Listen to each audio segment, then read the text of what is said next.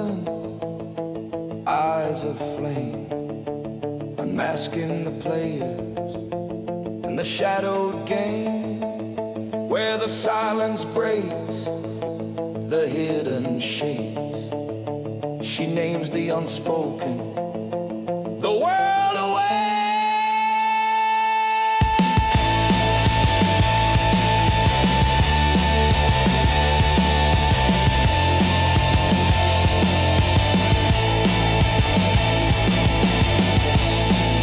For those who believe, no words are required. For those who do not, none will suffice.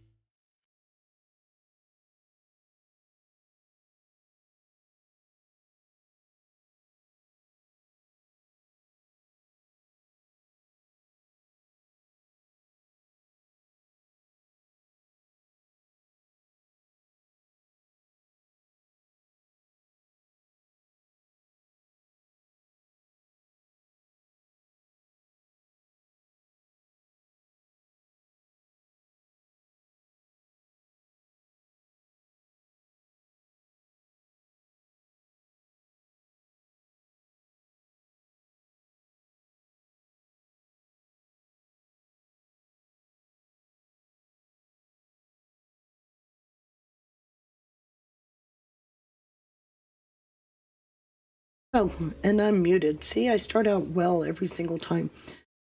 Hello, I'm about to bring in my Telegram chat, like I have started doing for every Wednesday. For those of you listening on Rumble that are not a part of the Telegram chat, I dropped the link to Telegram. Consider joining us to get involved in the discussion that we have. I got only a few things today, but I'm hoping my chat room, which is typically lively at night, it's equally as lively today in the chat to talk about some of the things that are happening in the news. One of the big things I want to bring up is the fact that in Ohio right now, you got Democrats deposing Les Wexner. Talk about an interesting timing. But I'm going to play a video that Sean forwarded to me. It's quite interesting. I dropped it in the chat earlier. I will drop it again here. This video is really does start to call into question everything that's going on with the Epstein files. I think it's only fair that we should start out with that, because what is happening in real time is the exposure of the issues of extortion that have been happening for years, and some of the people behind them. So if you bear with me, I'm pulling it up. Michael Tracy, you've been, a relatively lone voice out there arguing a lot of the public debate about this, especially around hidden elite networks, intelligence links, and so on. It's mythologized. Hopefully everybody hears that well. Beyond the evidence that we've seen from courts, documents, official records, and so on. This is not a popular view, but there are some who share it. Why do you feel so convinced of your position on this? Because the central tenets of what I've taken to calling the Epstein mythology have simply never been supported by anything close to the degree of credible evidence that would justify the United States, Great Britain, and the world now being embroiled in this gigantic pedophilia crisis where people like Tara Palmieri and your next guest, David Boies, are convincing untold millions that there was some enormous child rape atrocity that was perpetrated and covered up at the highest levels of government. This is crazy-making stuff. And in fact, it wouldn't be surprising if people who come to believe this stuff and might already have a disposition toward mental illness could enter into a kind of homicidal mania. And so Tara Palmieri, I would agree with her in that there is a lot more to investigate on this subject. namely the journalistic malfeasance that's been so shockingly rampant, it's incredible. Tara Palmieri journalistically collaborated with Virginia Roberts Giuffre. Didn't just use her as a source or as an inspiration, but essentially shared a byline effectively with her on the podcast series that she produced in 2020. They went around the United States saying they were just innocently on this truth-seeking mission to find out all that Jeffrey Epstein did to all his innocent victims. And they told the listeners, don't worry, none of this is about bringing any further lawsuits or criminal charges against anybody. So all these men we're trying to track down, they have no reason not to speak to us. Meanwhile, about a year or two later, Virginia Roberts Giuffre, who, by the way, is one of the most egregious serial fabulists who's ever walked the earth. I know that's really controversial, but all the claims that she had to retract, the trail of destruction she left in her wake, empowered by people like David Boies and Bradley Edwards, who, by the way, if you want to know what the impediment is to full disclosure of the Epstein files, just look at what David Boies' colleague, Bradley Edwards, has been frantically arguing for the past several months in federal courts in the Southern District of New York about the supposed terror and nightmares that have been unleashed if we have the Epstein files released. On the one hand, they're all sloganeering about release the Epstein files. On the other hand, they don't just want to redact the, quote, victims' names. And by the way, what happened to saying alleged victim or purported victim? Virtually none of these people have actually ever been adjudicated as victims. The only criteria that's required by the DOJ to abide by what the frantic victim lawyers are demanding is mere self-identification of victimhood. Does the media make any of this clear? And does the media ever specify that when Pam Bondi is protested, last point, Piers, when Pam Bondi is being protested last week and everybody's going wild saying, oh, all these benighted Epstein victims are standing up and demanding truth and justice, how come it's never pointed out that the vast majority of the people who are visible there, the victims, were adults at the time of their claimed victimization? That's a key thing to remember. And yet this is supposed to be some massive pedophile crisis, so David Boies can add to his extortion of the British.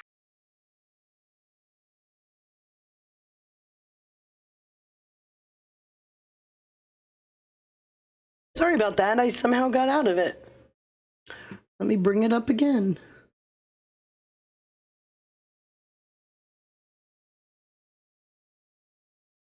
I can't believe I just did that. It was an accident. I promise. It was an accident. What we've got here is the contentious argument about what's really going on with the Epstein cases. And Mike Renz, he has an interesting thing to say later on in this interview, which is not a part of this soundbite. This guy, this lady, Palmieri, actually was Giuffre's publicist. Remember, Giuffre filed the first lawsuit, and this guy was Giuffre's, or no, previously he had Bossi on, who was Giuffre's lawyer. This guy is being treated like a pariah, but he's speaking the truth, especially since I can tell you from the research I've done, there's more going on than a pedophilia ring. And now extort J.P. Morgan for another couple $100 million. Well, when you say, all right. Today's show is sponsored by Oxford. Is between absurd and pathetic. Michael, you can always find somebody to deny anything. The evidence is just overwhelming. This is Giuffre's former lawyer. The idea that anybody can move a street. Okay, just set it up. He represented Virginia Giuffre. Today, he represents the Giuffre family, who claim that all of her money, they have no access to a trust fund, all of her money is gone. So listen carefully. I don't know how much of it is in this segment, but he actually starts to backtrack on things. Remember, Maria Farmer claimed that she had proof of Clinton, Dershowitz, the Prince, Trump, all of these people she was forced to have relations with. And we know that she herself is a lobbyist for World Without Exploitation. I went over that the other night. I'll bring it up again today.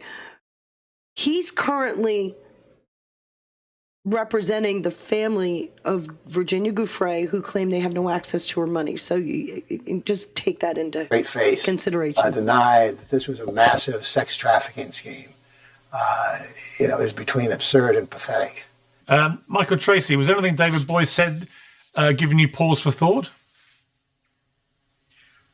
I have to say, Piers, I'm a bit disappointed that you didn't ask him a single challenging question. I invite you to ask me any challenging question you'd like, and you'd think that given David Boies' stature and him being hailed as this legendary criminal attorney, that maybe he could tolerate one or two probing questions that might be outstanding, such as amongst these files that have been produced as of January 30th are a memo that memorializes internal deliberations amongst prosecutors in the Southern District of New York, in which they frankly convey that they are stunned as to how outlandishly non-credible Virginia Roberts Giuffre was when they interviewed her in September 2019. This memo is December 2019. David Boies represented Virginia, including as to the lawsuit that was brought against Prince Andrew. And yes, it was an extortionist lawsuit, but the British royal family is incredibly feckless. They are not going to challenge. I'm going to break it here for a second, and anybody feel free to jump in. Remember when I went through what it takes to present yourself as a victim, and the fact that none of these known victims of Jeffrey Epstein ever has yet to present themselves to the DOJ as a victim. Yet we know Ro Khanna, by the way, who's been lobbied by World Without Exploitation, by Maria Farmer, by the way. Ro Khanna tried to get Gwendolyn Beck's information unsealed. And Todd Blanche reminded us that she is a registered victim, or he didn't say registered, she's a victim.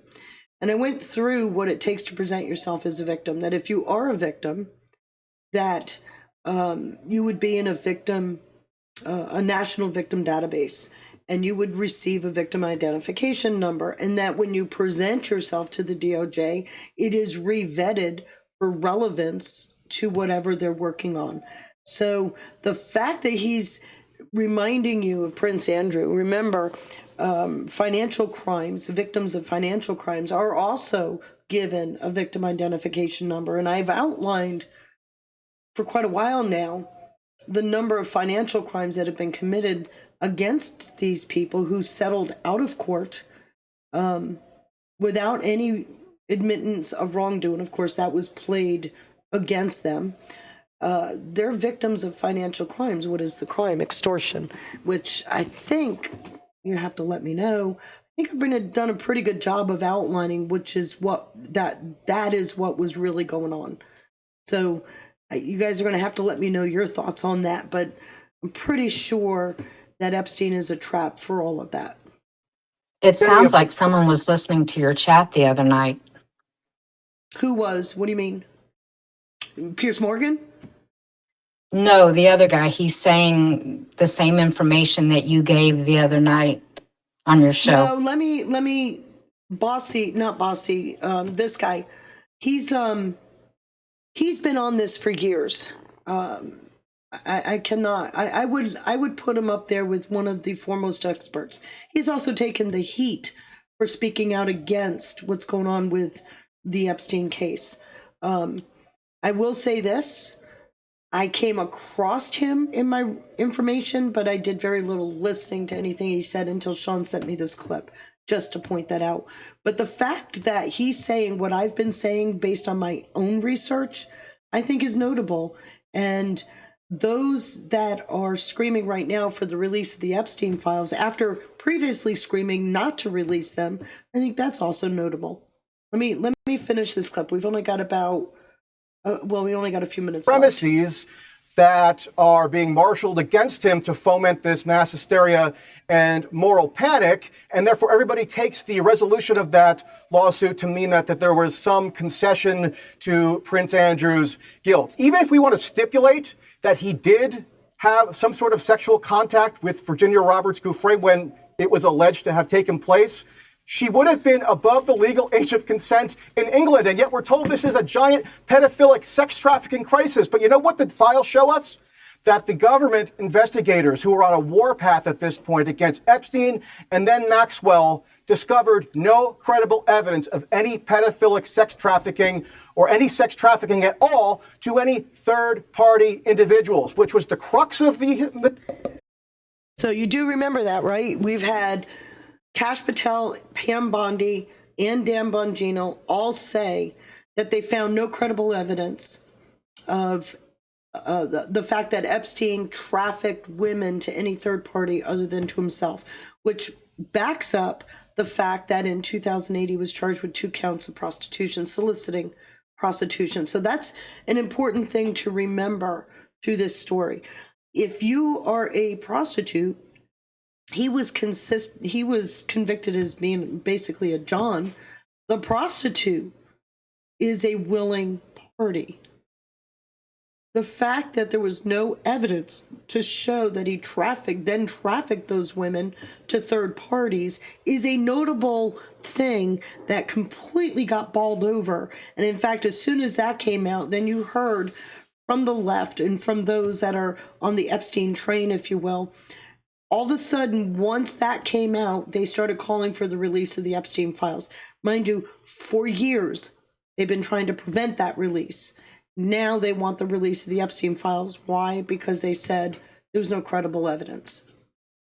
Mythology that Virginia Roberts Giuffre incubated, that Tara Palmieri amplified so lamentably credulously, and that David Boies actualized in the legal filings that he carried out on her behalf. This is outrageous. All right. This is a fraud that's been perpetrated on the public by a conspiracy. You know what the conspiracy is? The conspiracy is this unthinking, brainless hysteria combined with journalistic credulity, combined with an unwillingness to do any actual research as to the facts and evidence, and to treat David Boies like you just did. Now, why didn't you ask him about the 30% in attorney's fees that he convinced Judge Rakoff in the Southern District of New York to reward him for his almost $350+ million lawsuits against Deutsche Bank and JP Morgan? I highlighted those lawsuits the other night. Remember, the 2 attorneys that won those awards are Edwards and begins with an M, Eugene something. But remember, Boies is the attorney for Virginia Giuffre. And I highlighted that these are examples of extortion. And he's asking a question, which is very interesting because he's pointing out that Jennifer was working in collusion with Virginia Giuffre. He's now trying to extract even more from Bank of America, which is why he's trying to... Now watch how she moves the goalpost. Major disclosure of Epstein files because he doesn't want to undercut his case. Do you know what? I'm hearing it. Can I ask a question? I'm hearing a lot of conspiracy theories, but they're all coming out of your mouth. And let me give the final words to Tara because when it doesn't match the narrative. Conspiracy theory that I postulate. When he's not lecturing me about my interview skills, he's lecturing you about your journalistic skills. So your response to that and to what David Boies had to say. Please, Tara, go ahead, defend it. I don't know, Michael. Have you ever actually listened to any of the tapes at the Palm Beach, the police in Palm Beach, the detective? Have you listened to any of the girls that they interviewed that were as young as 14? To them all. Yeah, and you think... Okay, now that's key. So remember in 2005, we had the first reported incident of sex trafficking of a supposed 15-year-old girl. Okay. Palm Beach investigated, turned it over to the FBI office in the Southern District of Florida. What is this beginning to tell you about the Palm Beach Police Department? Mind you, they didn't ultimately charge Epstein. They were a part of that investigation. It was the FBI that ultimately charged. So what do you think is actually happening in 2005? Just ponder that for a minute. That they're not listened to it all, Tara. You don't think that entire pyramid scheme in a high school... Do you think Virginia Roberts Giuffre is credible? She had nothing to do with that initial Palm Beach investigation. We're talking about your former journalistic collaborator who had to recant allegations. He's making a valid point here. Gouffre was not a part of any of that investigation in 2000, from 2005 to 8. Against Dershowitz, had to recant her allegations Well, against let her speak, a please. Harvard Let her professor, speak. Stephen Koslin, recanted against Let her speak. Jean-Luc Brunel. So you defend the Let credibility. her speak or I'll cut your mouth. And yes, Virginia Gouffre had to recant the all of her earlier testimonies against Jean-Luc Brunel, as well as against Bill Clinton and Virginia Gouffre, not Gouffre, Bill Clinton and Donald Trump. She had to later recant a lot of her earlier testimonies. I also will point out that in 2008, the person who came up with all of that is Maria Farmer. Your journalistic collaborator. Go ahead. Do you work? Who do you work for, Michael? Because That's a I've never rug met pull, anyone in my gold entire rush life shift. who would like, who's paying you? Who do you work for? So rather than answer the questions, she immediately goes to his money. I love his response. His response is, people who read my Substack, you idiot. I think a lot of people are wondering this because I've never seen anyone quite like you going after victims of sex crimes and attacking them like this. So you must be being paid by someone in power who does not like these accusations that have been made against them. And I think Notice Mike Renz is following a it's fair chat. to ask, are you being paid by any of the men who've been accused by Jeffrey Epstein? I'm having trouble hearing right now. I wish I could respond to whatever nonsense she just blurted out. If she I'm was asking suggesting you that if I'm you have implicated in ever something, been paid then by what any of the men who have defamatory been nonsense. accused of But maybe crimes somebody can in connection with Astonishing, Jeffrey audio feed Epstein. right now so I can hear whatever she's spewing. An astonishing coincidence that you suddenly lost your hearing when you were asked a very difficult question. I swear and to rather God. telling, I may say. I heard it. Okay, Can no, I ask I'm him- not saying you didn't get Curious, cut. I'm if he just can saying. hear- if he can hear you, can you ask him that question? Because he can't hear me, but maybe he can hear you asking that question. Yeah, I think it's a fair Michael, question can you to hear ask. me? Did you Can just? you hear I mean, I me, can hear you Michael? very faintly. Did you just allege that I'm somehow implicated in the Epstein criminality, or did I mishear you? I asked you if you were No. being Tara paid asked by if you're anyone. being. Tara asked if you're being paid by anybody to smear the victims of See, the Epstein rather than scandal. defend the merits of her journalistic output, which she can't because it's indefensible, what does she do? She tries to impugn me personally, tries to imply or You're not allege answering What's the some answer to the corrupt question? motive. Of course, Yeah, I'm not that's a being yes or paid no by anyone. question. I'm paid by my It's a yes or readers no on question. Substack, you idiot. Don't you just love it?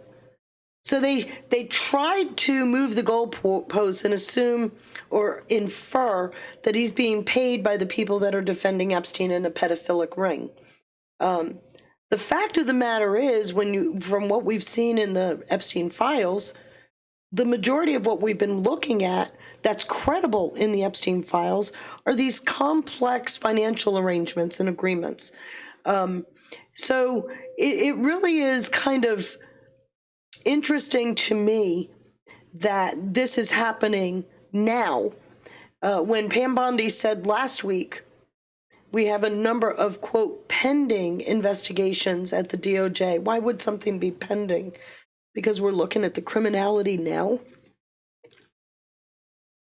Pending investigations. In the meantime, We're going to look at the facts that exist. today, we have Ro Khanna and his ilk out in Ohio deposing who? Les Wexner. Remember, Les Wexner was the billionaire that funded Epstein. I'm just going to lay this up for a minute. So Les Wexner was sued. They tried to tie him to the OSU case, the Ohio State University case, with evidence. And there were a number of attempts to serve a court-ordered subpoena on Les Wexner, and he kept avoiding them. Till finally the court deemed him served. He has never gone before that court. And now suddenly today, you've got the whole Democrat caucus, it seems, the majority of them, are out there deposing him. They're in the middle of the deposition, and they said they will be releasing it. And they've got more questions that answers. Let's just listen to a minute of this. It's a 25-minute video. I will drop it so you have it, but it's an interesting video. Well, first of all, thank you all for being here. My name is Robert Garcia. I am the ranking member, the lead Democrat on the Oversight Committee, and I'm here with many of our colleagues from the Oversight Committee. We're all going to make some brief remarks. I'll introduce them all, and then I'll open it up for a couple questions. And then our deposition is continuing, so we've got to continue that throughout the day. So let me just first of all give a couple overview. So we are right now in the middle of a deposition of Mr. Les Wexner.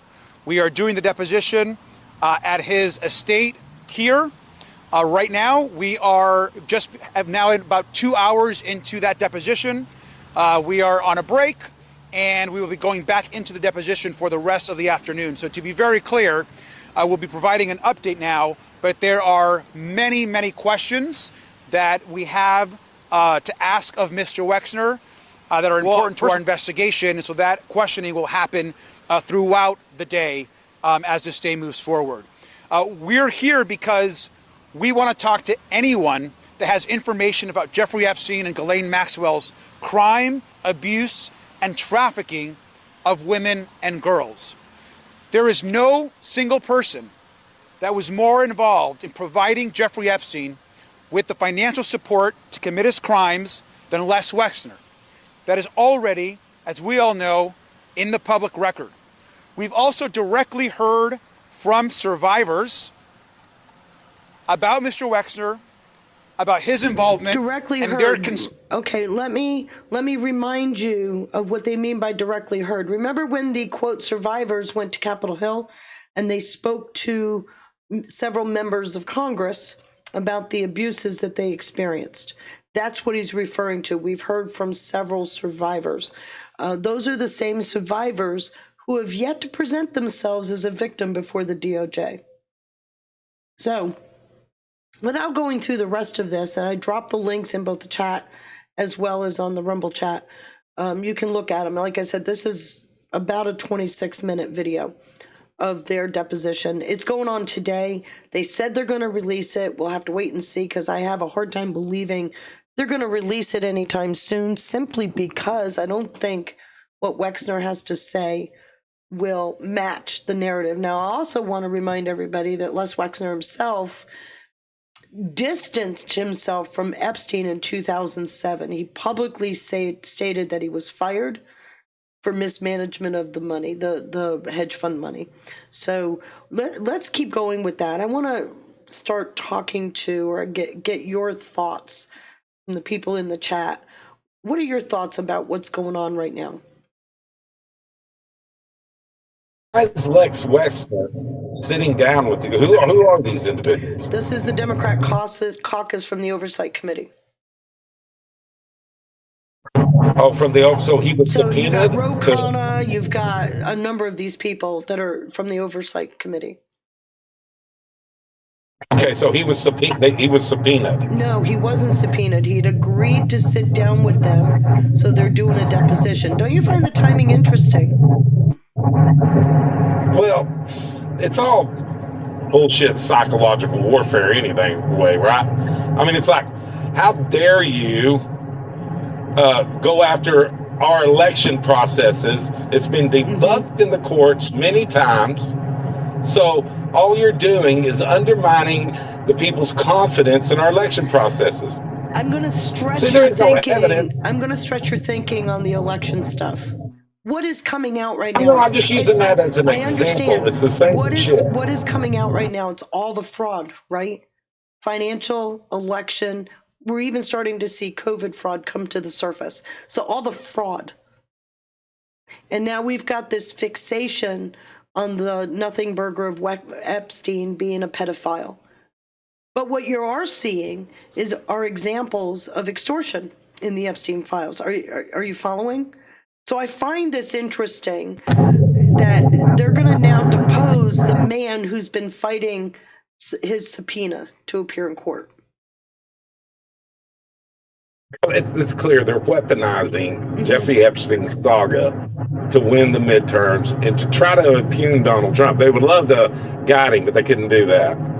Well, it's But, interesting. I don't know. Virginia Giuffre's own attorney. Oh, go ahead. In the Pierce Morgan interview, and I didn't play that part of it in the chat, is the full Pierce Morgan segment. But Bossie, Virginia Giuffre's attorney, now the attorney for the Giuffre family, he actually said, that's what I meant by he's kind of playing both sides of the narrative. He's kind of on the fence, but he absolutely said he does not think that either Clinton or Trump did anything illegal. Now, those have been the two people both sides have played with for years, right? Jane Lee, no, I haven't seen Hugh Hefner's new claim. Please drop a link if you can. So go ahead, Eddie. Well, I mean, it's clearly working. I mean, people are not thinking about this like intellectually and logically. Because they're weaponizing the information, and you're a pedophile protector if you want to question anything about anything. You know what I'm saying? So and people are buying it. It works all the time, and not just this subject, many different subjects. It works all the time. So we need to figure out a way to combat that. PZJ says, I think it is a RICO case. No evidence of young children. Could it have been destroyed by the FBI when they cleaned out the island? He's saying it's possible. Of course it's possible. But then you would have to equally say that Bongino, Patel, and Bondi are all lying. So at some point you got to step back from trying to justify your thoughts on what you thought happened and square it with who you believe you trust. And I haven't seen anything from the DOJ FBI team that we can't trust. I know there's a lot of noise out there, but so far they have been extremely credible. Go ahead, Eddie. I didn't mean to step on you again. No, I mean, I understand. People don't like, that people haven't been handcuffed and hauled off, in front of the cameras, whatever.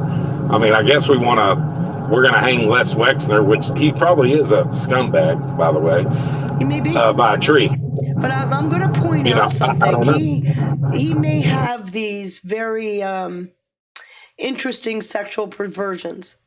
But if there's no indication that those perversions were trafficked to a third party or that there were minors involved, that's between him and the person that agreed to do that with him.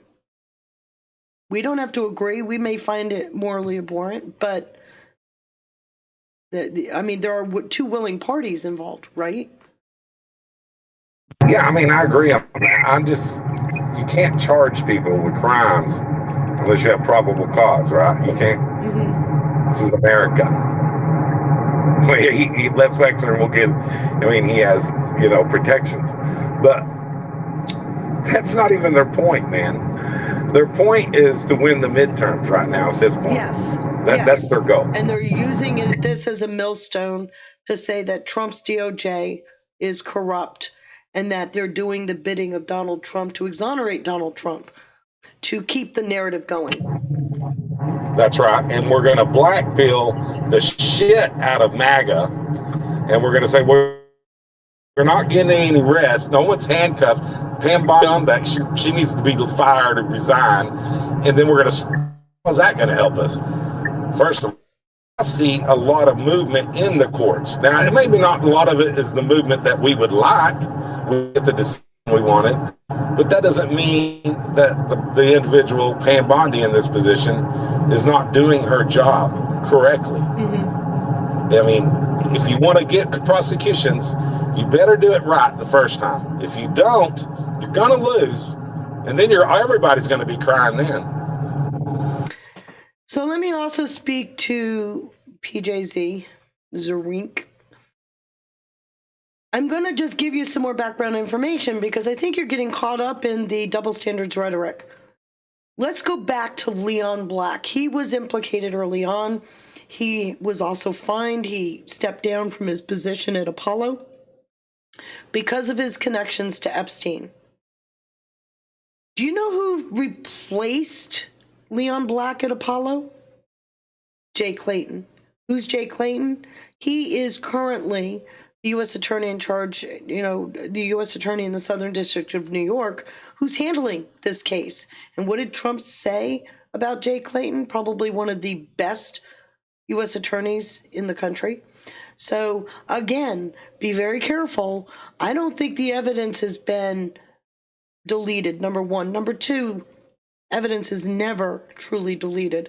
There's many ways of forensically finding that evidence.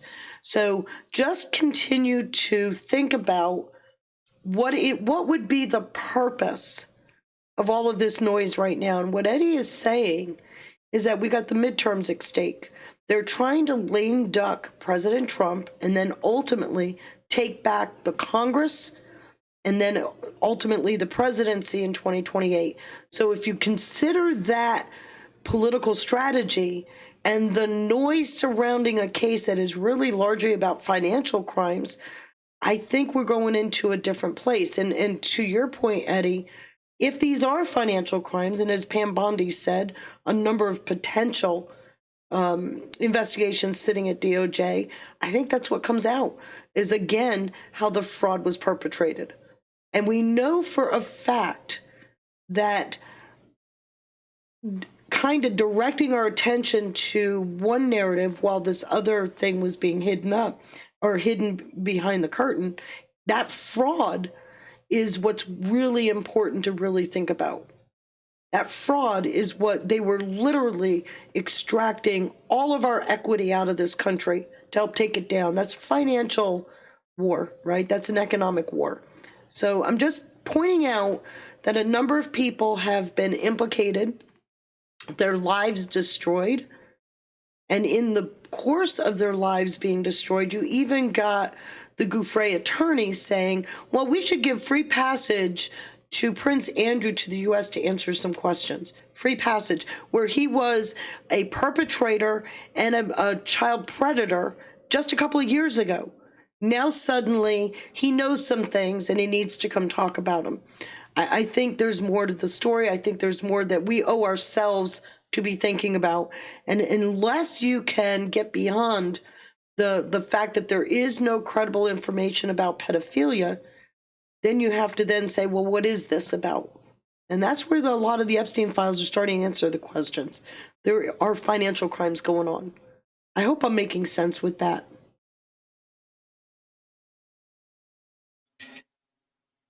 Victim fund used to launder money.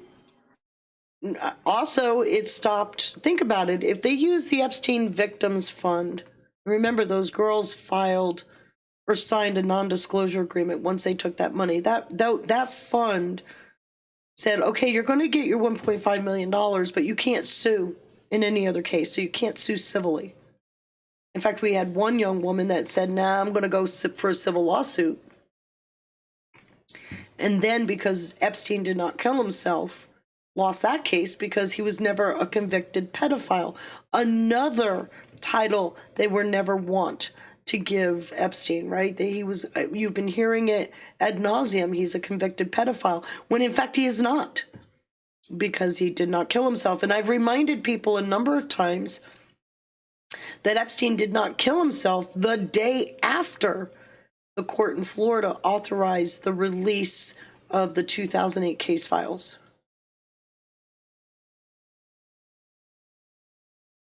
I agree with you. I think they are doing a fantastic job, but I don't think the information's lost. I don't think, if that were true, there are some pretty interesting emails and content in the current Epstein files that would belay the question of what would they get rid of, because there's some pretty interesting, very hard-hitting, finger-pointing emails.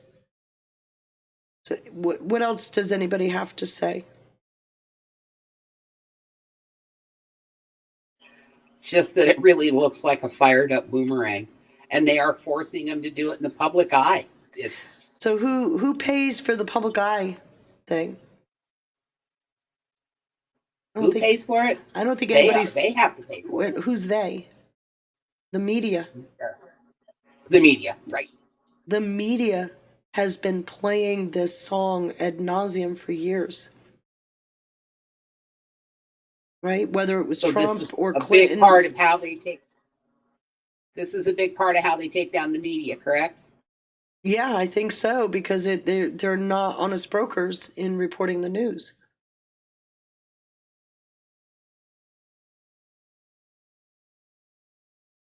Maria Farmer herself is the one that brought forward the victims list that included Les Wexner, that included Dershowitz, that included Prince Andrew, that included Clinton and Trump. I mean, she's the one in the 2007 trial that said these are all the perps. They didn't find her credible then. Why would they find her credible now? Just because they really paraded her name out there. Mm-hmm. And remember who she was working with, right? Yeah. Good old Edwards. Good Right? old Edwards. Questions there, big time. So I have been talking about, and I'm going to put it back up again.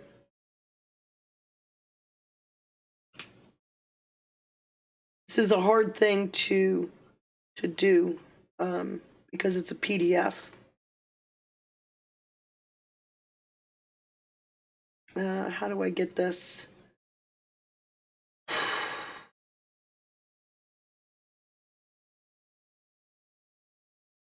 I got to try to figure out how to. I can't reduce the size of this side window with the pages. So I'm going to have to just show you. The first entry here is Maria Farmer, Anna Farmer. And I went through this the other night on the show with Sean, and I kind of went over it a little bit on Monday with Sean.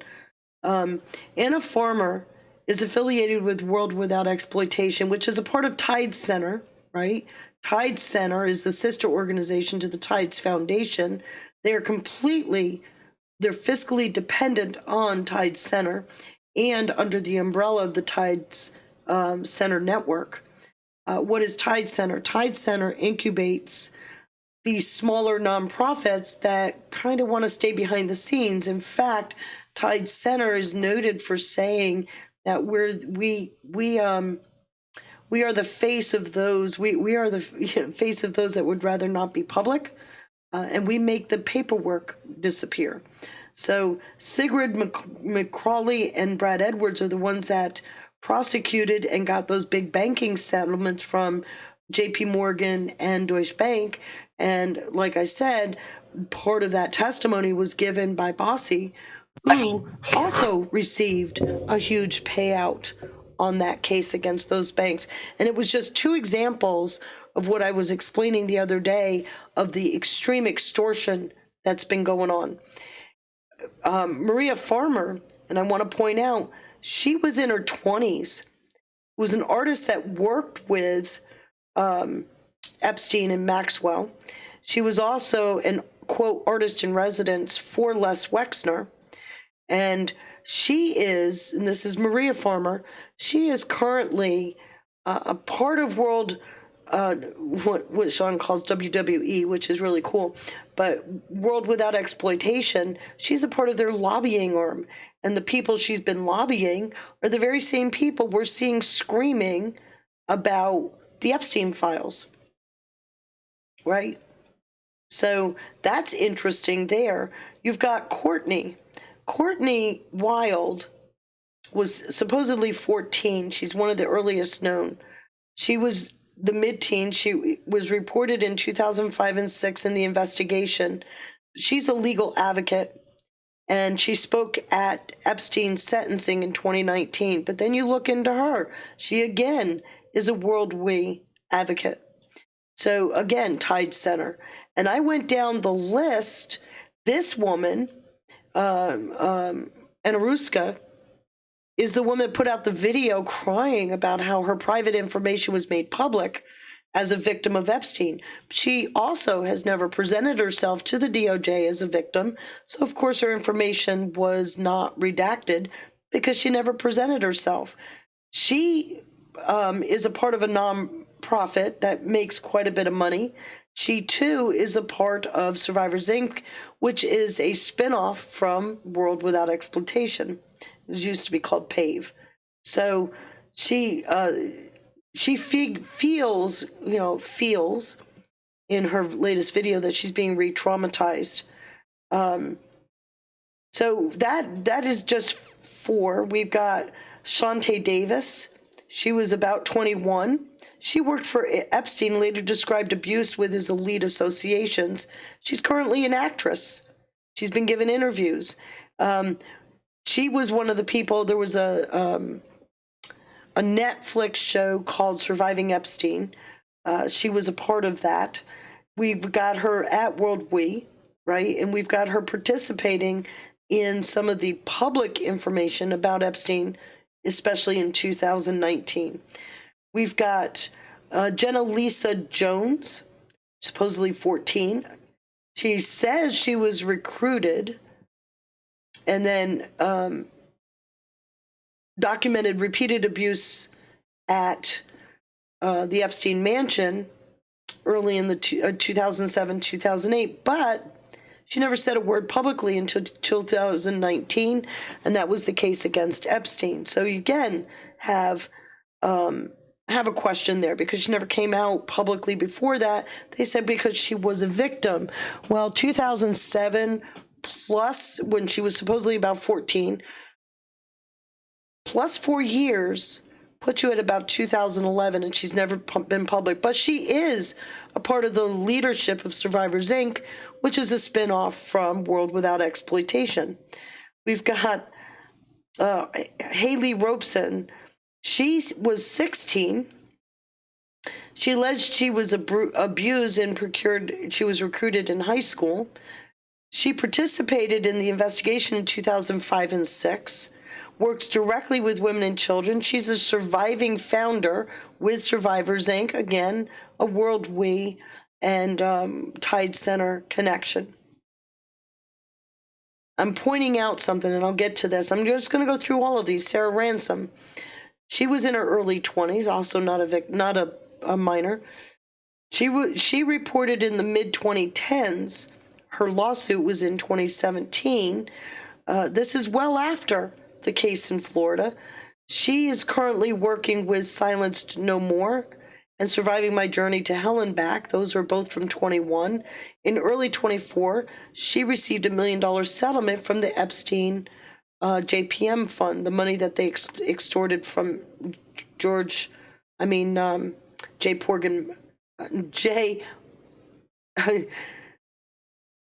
Morgan fund. Okay, JP Morgan Chase. Sorry about that tongue twist. Jennifer Araz, she was between 15 and 16. She filed her lawsuit in 2019. Isn't it interesting how these lawsuits are coming much later? Again, a World We, Surviving Epstein. Marina Lacerda, I guess is her name. She was identified as minor victim 1 in the alleged abuse from 2014 to 17. Reported, this is between the ages of 14 and 17. She was again a public indictment in 2019. Are you seeing the pattern? Johanna Schwarberg, she again was in her 20s. She coordinated with authorities in the mid-2000s. Lives in a private life. She actually isn't a part of a lot of this. And when you look into her, she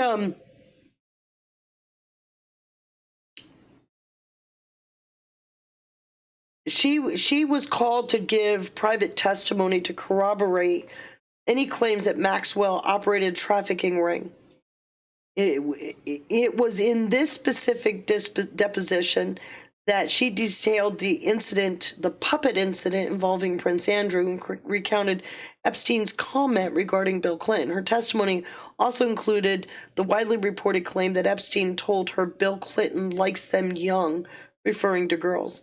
Response to recent events, she's reported, following the reported death of Gouffre, she spoke publicly about the, quote, grace of God allowing her healing, even when legal justice feels incomplete.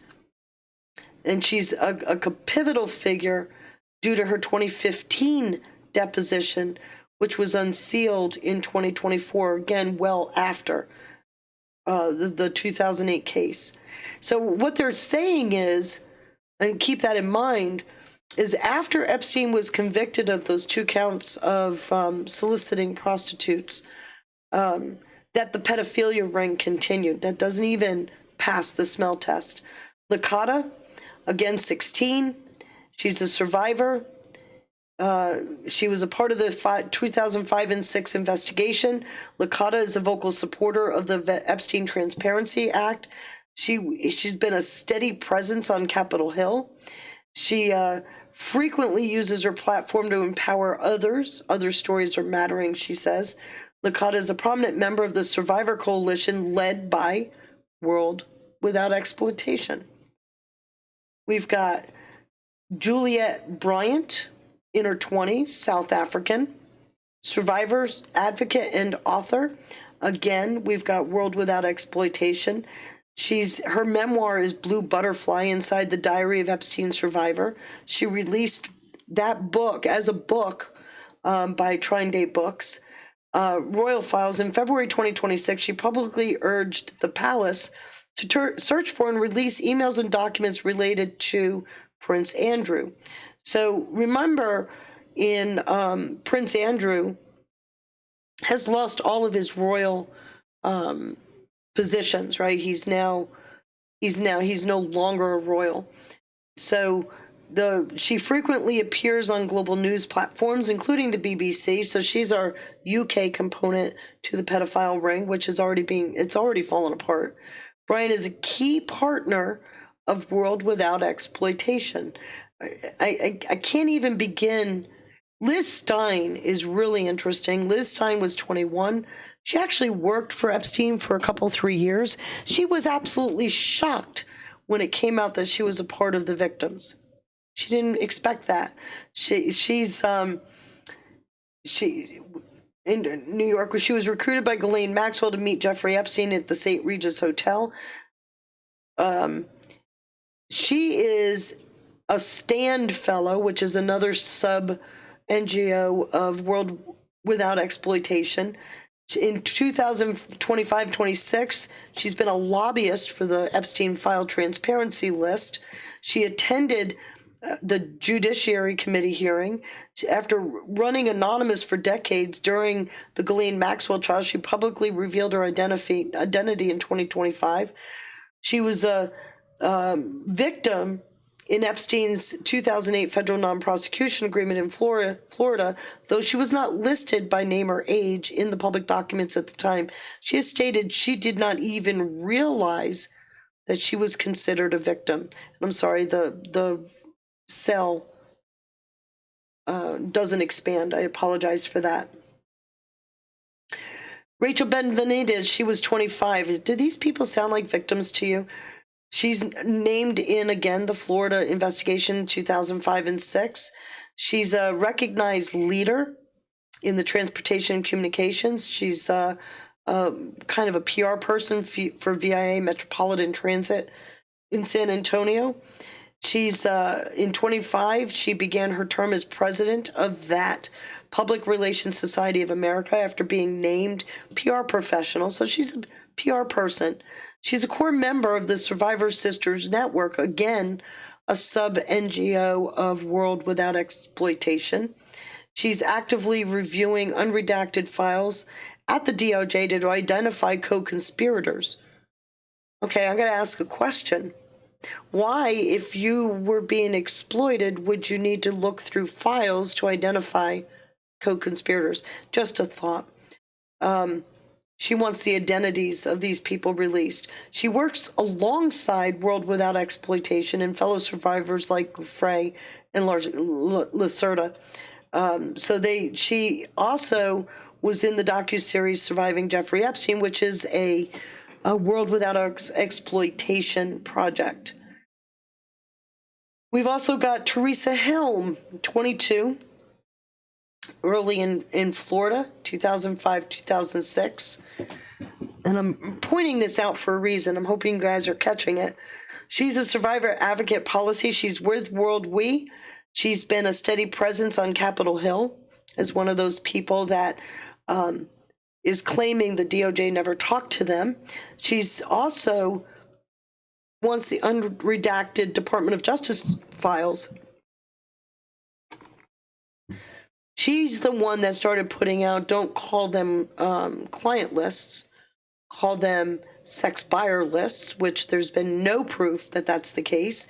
Remember what DOJ said, there's no credible evidence that Epstein trafficked to third parties other than to himself. She's frequently on news programs such as Democracy Now!, which is a very left-leaning group, and NBC News, very left-leaning, to give her own commentary on the justice and accountability. So she's the one that also joined with Virginia Giuffre in saying that Ghislaine Maxwell was a groomer, which in 2008, Ghislaine Maxwell was completely exonerated. Her name didn't start to come up again until after Jeffrey Epstein did not kill himself.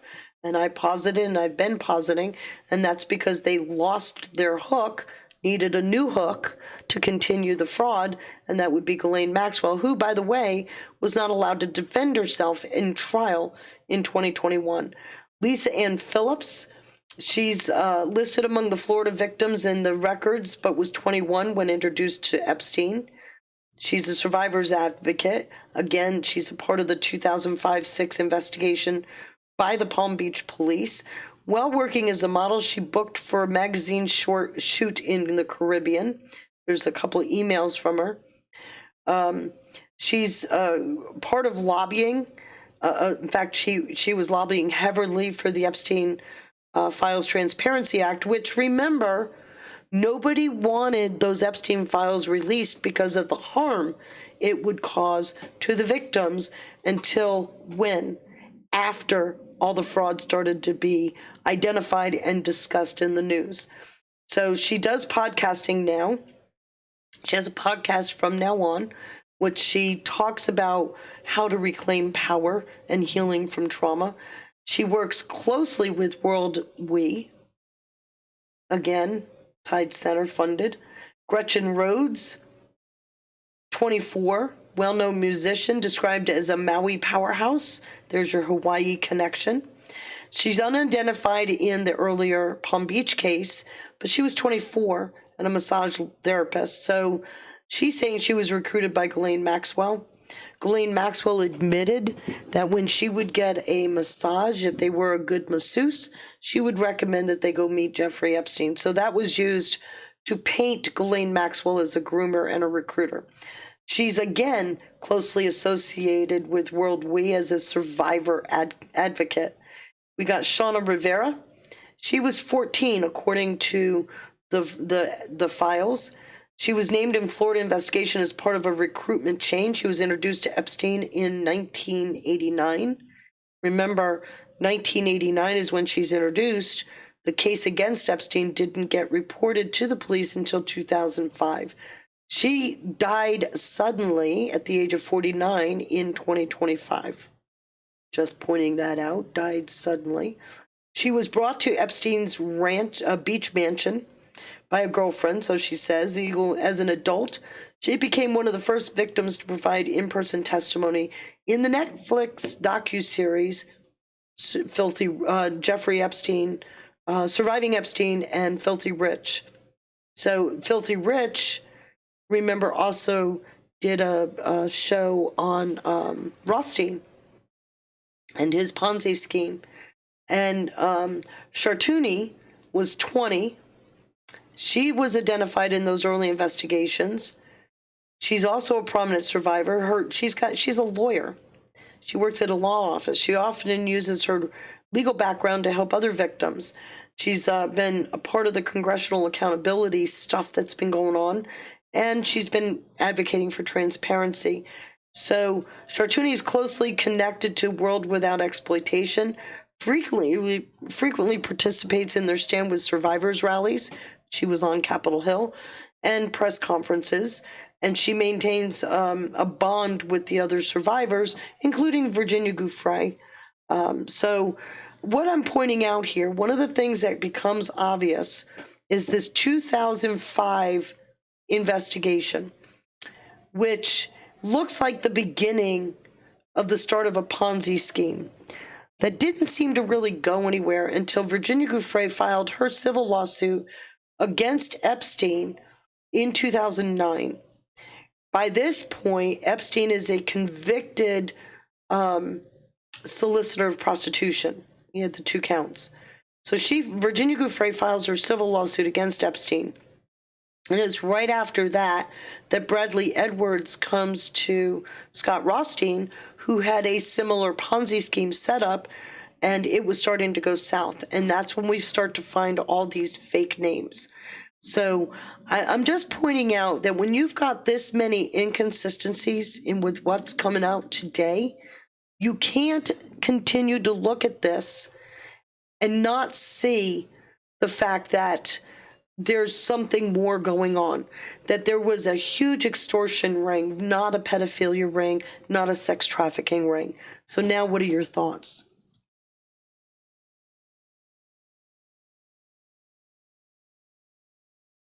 Anybody? I think extortion ring is exactly the right word for this. I think it is. Anybody else have any comments? There's 17 people in the chat. On Telegram, part of the condition of being in here is that you agree to jump in and give your thoughts. Come on, guys. Our Rumble chat doesn't have the benefit of your voice, so speak up. You'd mentioned earlier, or you asked earlier, if those girls sounded like victims. Well, I mean, they all sound highly successful, right? Which is not what a victim usually is. I mean, most victims have issues if they're true victims, right? And wouldn't be putting themselves out in the public eye. So anyway, that's my thoughts. I'm not going to disagree with that. I have no idea what happened in 2005. I'm going to point that out.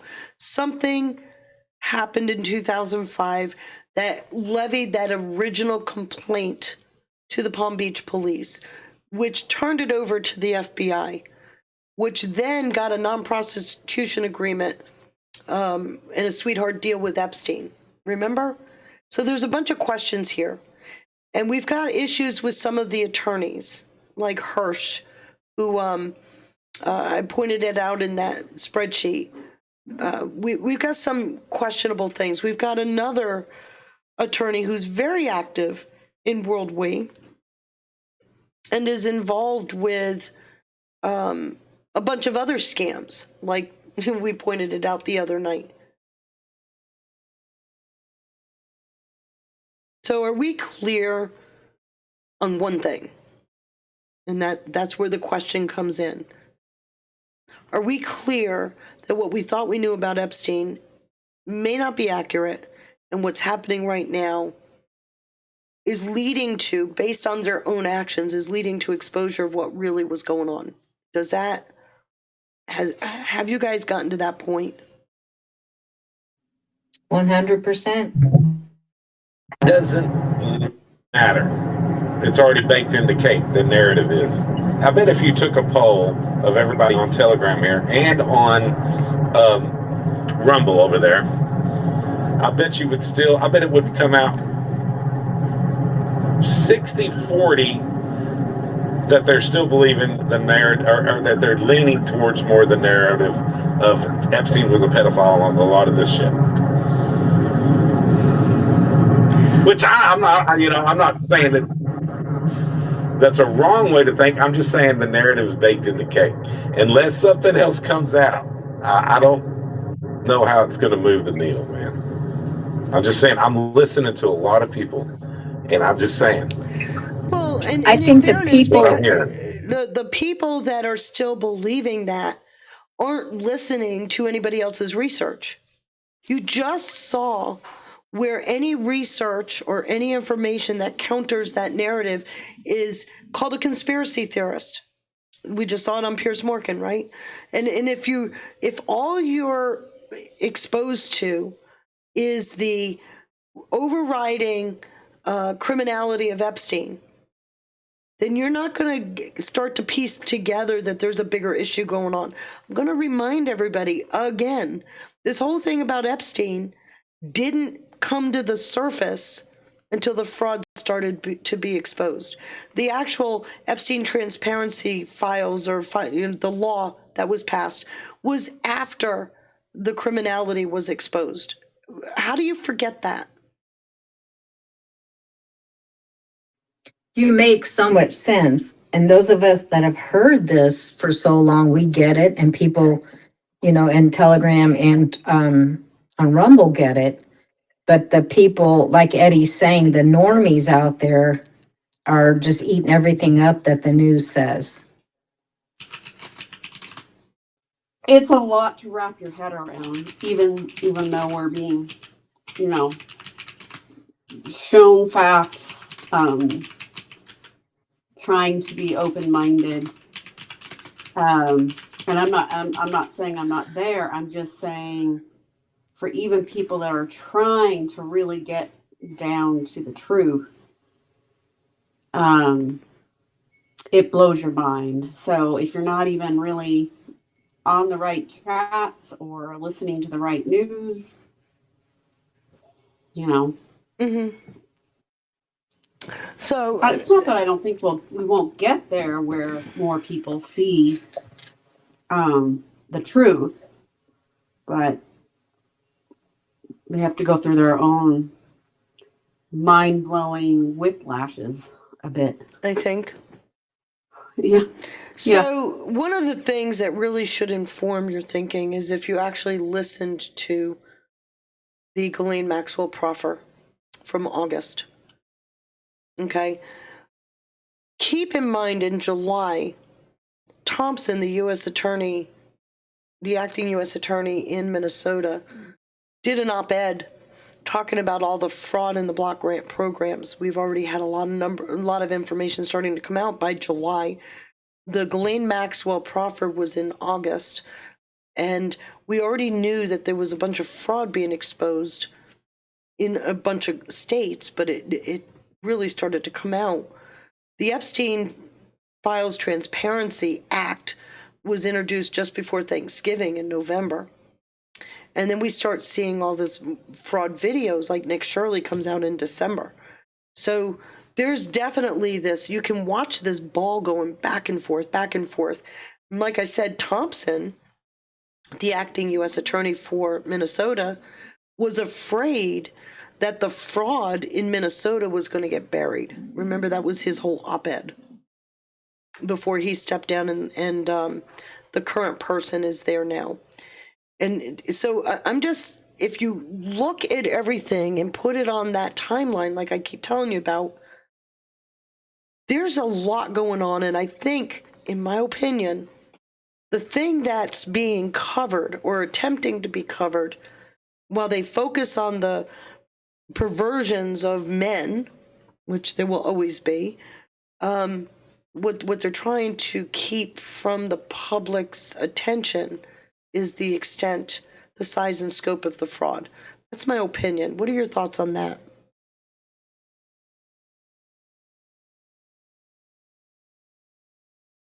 Or doesn't anybody have a thought on that? So H1J Rose, thank you so much for the $20 Rumble Rant. I greatly appreciate it. Feisty, I don't know if you can hear me. My connection's not great. Am I coming in clear yet? We hear you fine. Thank you, Angela. Okay. All right. I'll be quicker because it's cutting out. But do we have an idea of how big this fraud, the Epstein fraud, actually is? The extortion? Yes.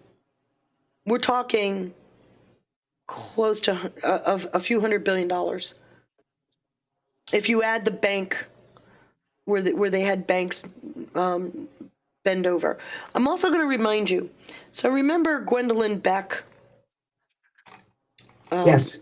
the thing that got me the opportunity to school Grok on what it takes to be a victim. She's listed as a victim. In other words, she presented herself to the DOJ as a victim. And we find out that Ro Khanna's brother was a part of the witness testimony against Menendez, right? But what he didn't say, he had to be cross-examined to admit that he and his wife, Ro Khanna's brother and his wife, had held a virtual fundraiser for Menendez. So there's a relationship there. So what they did is they used her relationship with Menendez to take down Menendez and tried to show that Menendez secured a quid pro quo from the ophthalmologist in Florida.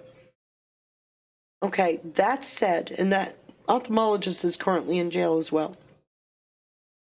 That said, that her being a part of a quid pro quo or being used to effect a quid pro quo doesn't make her a victim. But I'm going to point out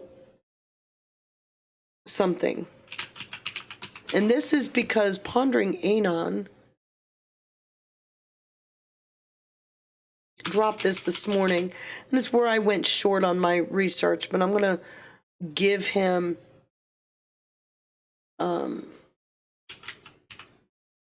the credit for this. Pondering Anon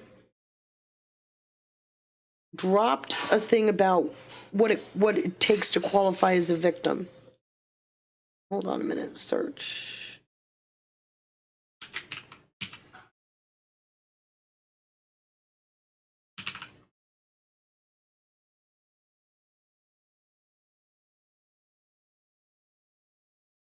Okay, where is he?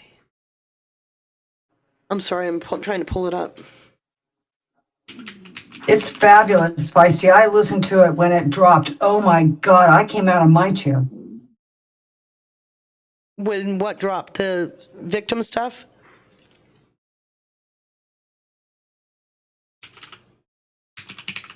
Well, I don't know what you're referring to. Yeah, sorry, I muted myself. The article that, the interview with the British gentleman that you dropped in the chat today. Oh my God. Mm-hmm.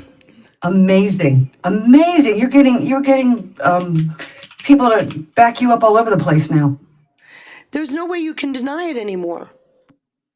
Do you understand what I'm saying? How do you deny that there's something bigger going on? When I watch some of the narratives that are being spread, I just sit here in amazement at how tightly people hang on to a narrative that we can now see is a hoodwink.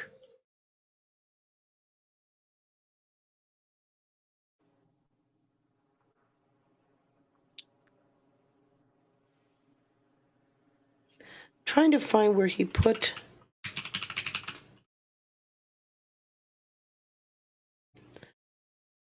Okay, here we go. So Pondering Anon put this in. For federal cases, all federal crimes are eligible for a VIN, not just violent offenses. This includes violent crimes, assault, sexual assault, domestic violence, and homicide, financial crimes, bank robbery, fraud, and other white-collar crimes where there is a pecuniary harm, property crimes, and other federal offenses, human trafficking, exploitation, environmental crime. So remember when I explained what it takes to become a victim in the national database? And at the state level, eligibility, felonies, specified misdemeanors, protected other violations. You got family members, guardians, and witnesses. So these are people, like I said, these are individuals that qualify for a VIN. So when we talk about Gwen Beck, her having presented herself as a victim and having her information redacted, which Ro Khanna brought out and which I pointed out, he had to have been looking for her name specifically, then says that she shouldn't have been redacted. But financial crimes, what is the Menendez case? Financial crimes. The other thing we also know, she ran for office in Virginia's 8th District, which is right outside of D.C. That's Arlington, Fairfax area. the Virginia 8th District, she was running as an independent. She only got like 2.7% of the vote. In fact, that comes out in the email that Ro Khanna put out. But we also know that in 2016, we had other campaign finance criminality, unless we've forgotten the $750,000 that went to a certain candidate that was running in the 2016. So we've got all of this happening. I don't know what the nature of her being a victim is, but it isn't just sexual crimes like everybody thinks. To present yourself as a victim, there is a legal process. So what I'm looking at is these are all bank robbery, fraud, and other white-collar crimes. Extortion would fall under that if you're a victim of extortion.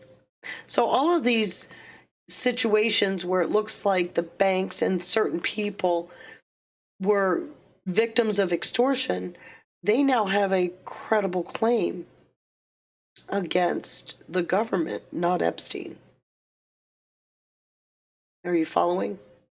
And wouldn't that be defamation on the part of the media? Trump card. Yeah. That's a very good point.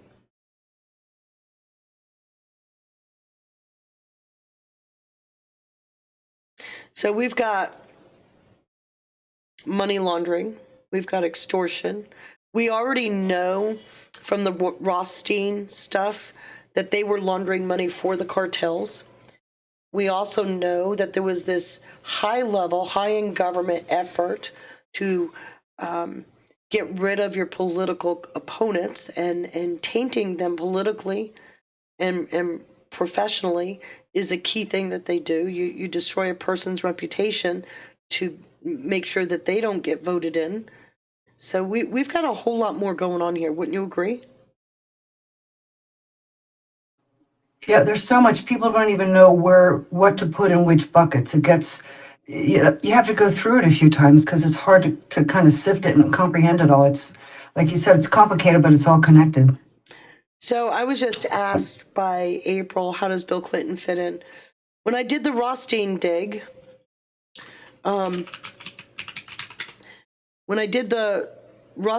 where is it? Here it is. I'm going to drop this link. It is my belief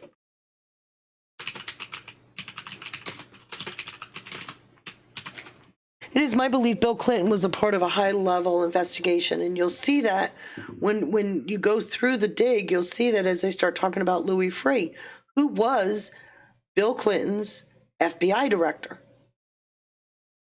I think he's doing an investigation. Epstein lived in a government owned house. Epstein lived in flew a government owned plane. Epstein flew around the world, not just Epstein Island, with Bill Clinton and Bill Clinton's security entourage. Epstein and Ghislaine Maxwell both have been several times to Fort Knox.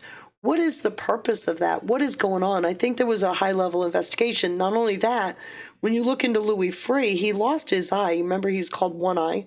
He's a mole. He was the one that was also warning Hunter Biden whenever the feds were starting to get close to him. So he is a mole. But he lost his eye. They call him One Eye because somebody tried to kill him in 2014. Where does Louis Freeh live? Well, the same West Palm Beach that Epstein and Trump live. Well, Epstein no longer lives there because that building now has also been demolished. So the building is gone. But still, that's where they all three live. How do you dismiss that coinkydink?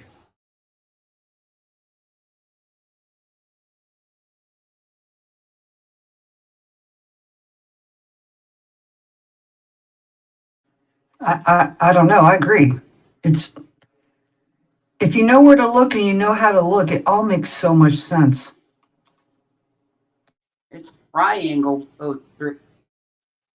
Well, I think what makes the most sense, to be very honest, is the fact that if you don't have credible information if you don't have credible information of trafficking, whether minors or adults, to any third party, then obviously there's got to be something more, right? And you've had plenty of information come out about these complicated financial agreements. Rothstein, not Rothstein, Rock, come on, what is it? The family we love to hate, the banking family, Rothschild. So we've got a number of these complicated financial agreements where Epstein got 10 and 20 and $30 million for his part in whatever was taking place. I don't know all the answers. I'm not going to pretend that I do. All I'm saying is a $20 or $25 million payout speaks to extortion. A 30% payout or more by attorneys involved in these cases speaks to extortion. Why is it attorneys get most of the money? I don't get it. And these women all came away with $1.5 million. The banking extortion, what happened with that money? Where did it go? Who's got it? I think we should, if we're going to be intellectually honest, I think these are valid questions, don't you think? Yeah, I have a question. So, there's no way a high profile lawyer like David Bose wouldn't know what was going on. Unless he was involved in it. Exactly. I mean, he couldn't be duped by these and I women. said this to Sean earlier, he might be guilty of a bias. If you already believe Epstein is a perp and you then are the attorney for Virginia Giuffre, your bias may have led you to accept that agreement. Are you following? So either he's a part of it. Well, his show, when he was talking to, and I didn't play that part of it, he did an interview with Piers Morgan, and he very notably was backing away from earlier claims, almost playing the fence. And just reminding everybody, Virginia Giuffre supposedly committed suicide last April. He currently represents her family, who claim they have no access to her trust funds and all the money's missing. And he's gotten extreme fees from several of the bank because he provided witness testimony. So the banking extortion. So is he a part of it, or is he a useful idiot? I don't know. I just can't see someone that high profile being a useful idiot. I can. We see him in Congress in front of the mic all day long. Well, right? True. And we know that bias is leveraged.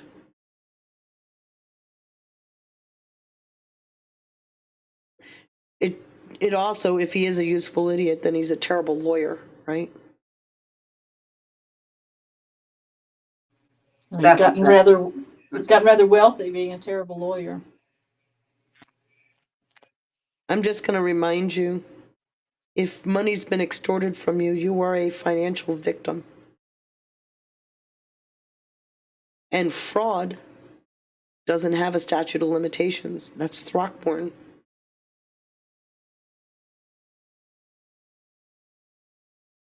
I don't think we're anywhere near done with this. It's barely open.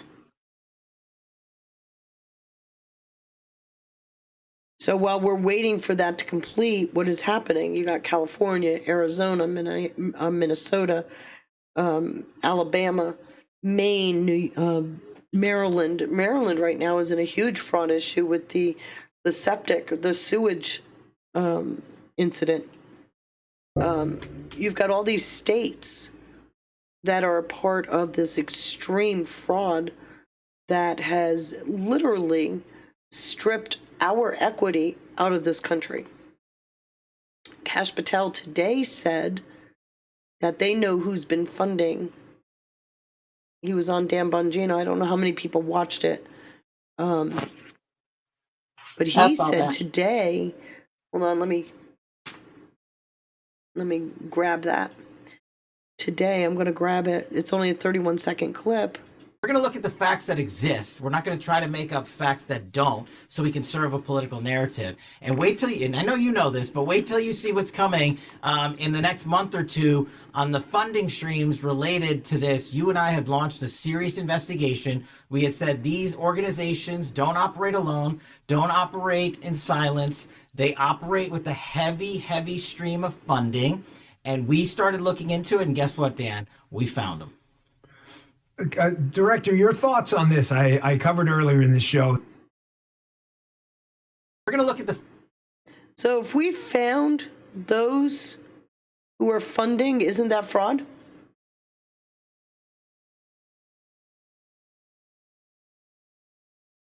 Here's another great fraud We're thing. going to Springfield today to tell the governor and the General Assembly This is the Chicago Teachers Union. Listen to her carefully. that our students need them to tax the rich and fully fund our schools in Illinois. I want Governor Pritzker and the supermajority of the Democrats in the General Assembly to pass legislation that will tax the rich so the students in Illinois will have fully funded schools. We need them to do the right thing and put the needs of our students first instead of giving tax breaks for billionaires. We need funding. I am seeing my fellow educators, I am seeing my fellow clinicians, my fellow special education teachers stretched so thin that they're not able to effectively do their job. They do so much and then they're still asked to do so much more because we don't have the funding to support them. We don't have the resources to support them. We need more positions in special education. I call on the governor and I call on the General Assembly to tax the rich, tax the billionaires, prioritize our students, and prioritize the children of Chicago. Okay, so what do we know about teachers unions and school boards? Anybody jump in?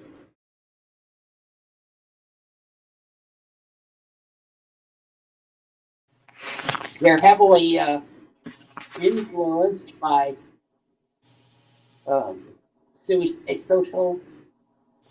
social money. Well, what do we know? That the money that the taxpayers are paying for the teachers and the students so that the students get funding never makes it to the schools. No, it doesn't. It hits the state level, right? Teachers end up asking parents for money to run copies because they only have one book for the class. Right. Teachers have this You just voted for impossible. another levy. Teachers have this list that started in the 80s, but now it's this really long list of things that you must send your your child to school with on the first day. Remember, to include paper towels, Kleenex, paper plates, copy paper. You get this long list. So when you got a teachers union saying we need funding, who are they really talking to? And then tax the rich, that's communism at your service.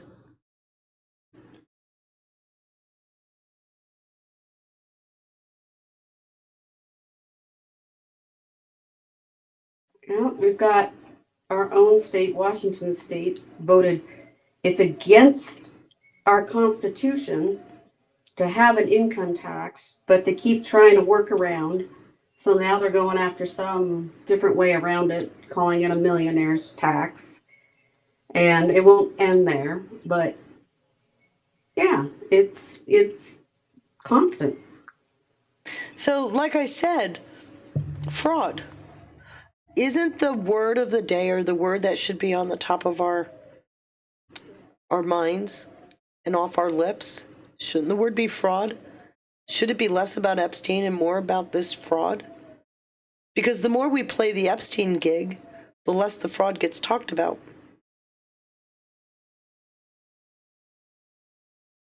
Yeah, and I think that's key to,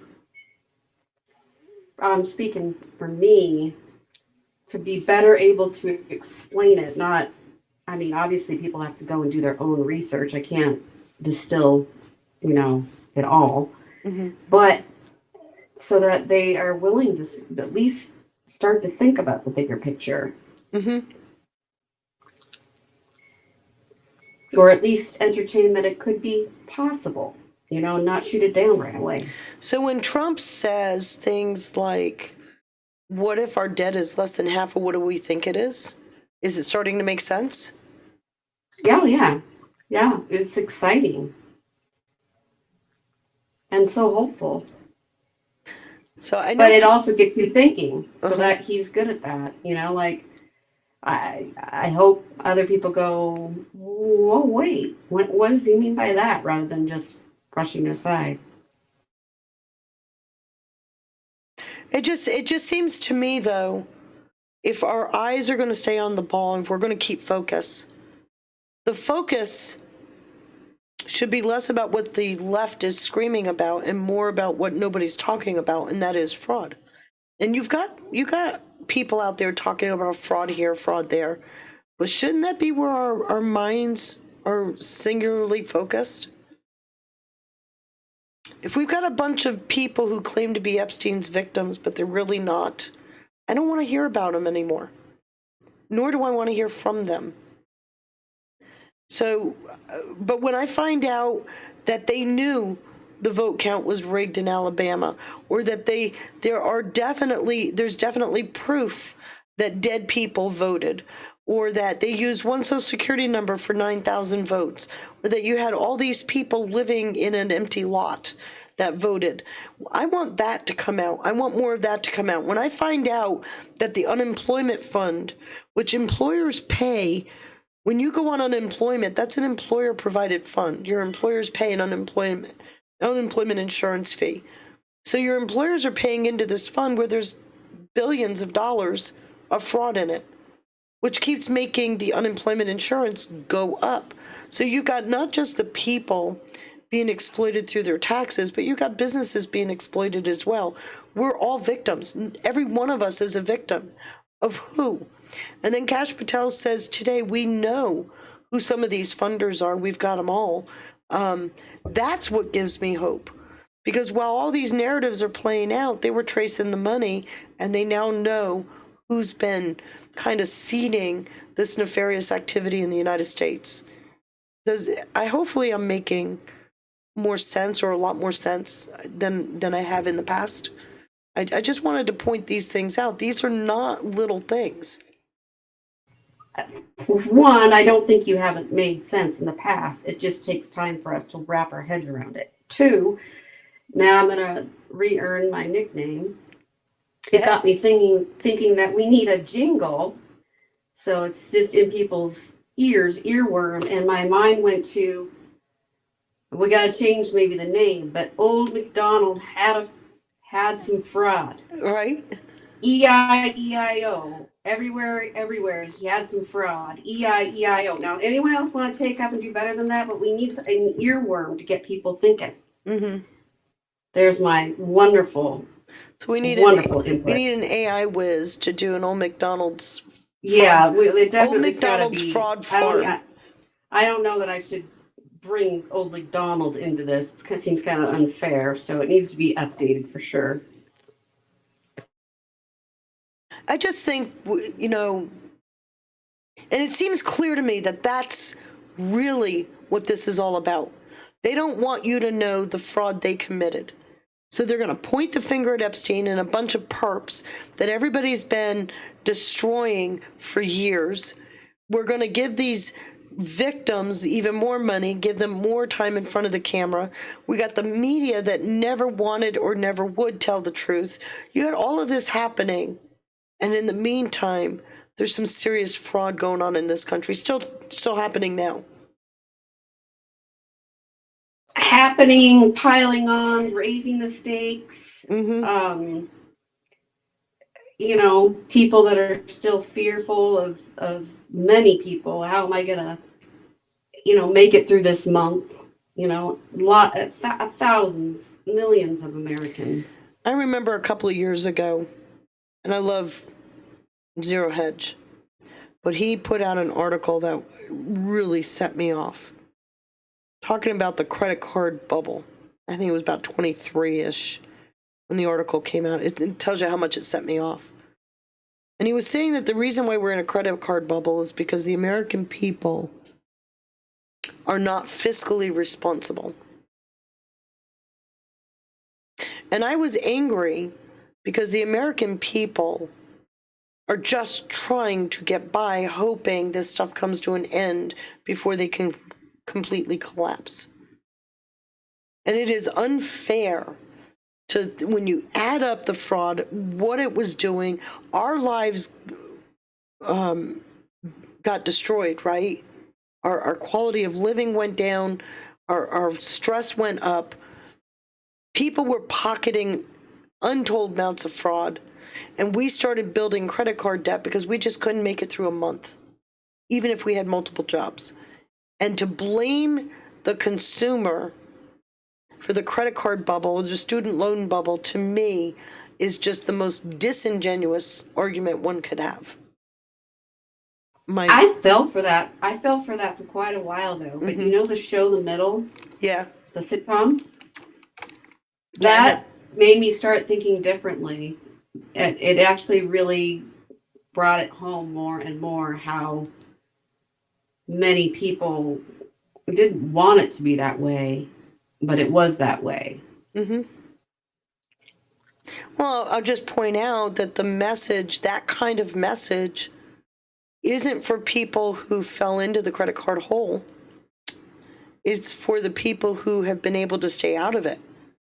And who are they? They're typically educated, left-leaning voters. And that's where you get to blame the other guy, right? You point the finger elsewhere, where it's not the fraud that's going on in government that's creating the situation. It's this irresponsible MAGA voter that's creating the situation. The fraud itself, that's just not happening.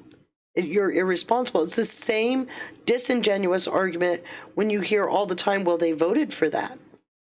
How much more vote fraud or election fraud do we have to see before you realize people aren't voting for anything?